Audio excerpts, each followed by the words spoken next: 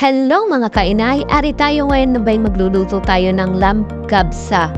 Ari ang ating karne na gagamitin mamaya sa pagluluto natin. Ay hindi nugasan ko na iyan. Aring malinis na iyang karne na yan. Tapos maglulusaw tayo ng butter. Imbis na olive oil ang gagamitin natin, apay butter ang ginamit ko. Ayan. Lulusawin natin yan. Kapag medyo lusaw-lusaw na siya, ay bay susunod na natin ang kanyang mga ricado. Ang sibuyas, aring bawang at saka bell pepper na aking ginayat-gayat.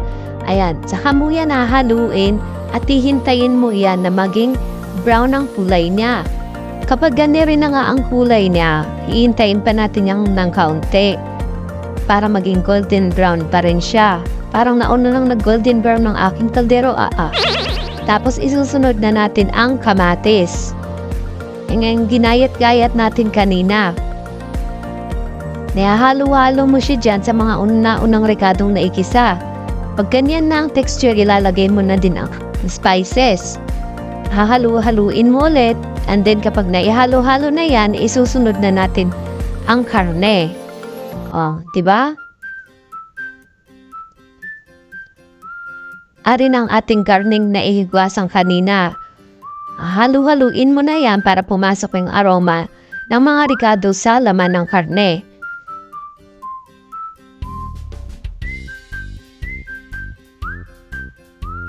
Kapag medyo okay na yung pagkakahalo ng karne at saka ng ricado, tatakpan mo yan ng 5 minutes.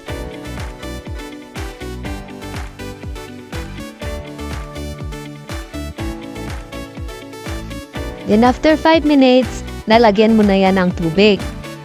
Aring nilagay ko na tubig 1.8 liters iyan mga kainay. Ilalampas ari dyan sa karne para naman mapakuluan rin ng maayos.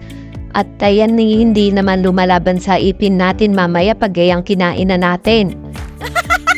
Yan, tatakpan mo yan na pakukuluan mo yan ng 30 minutes. Kapag medyo alam mo na okay na ang texture ng karne at medyo konti ng tubig, isusunod mo na ang basmati rice na ibinabad ng 30 minutes.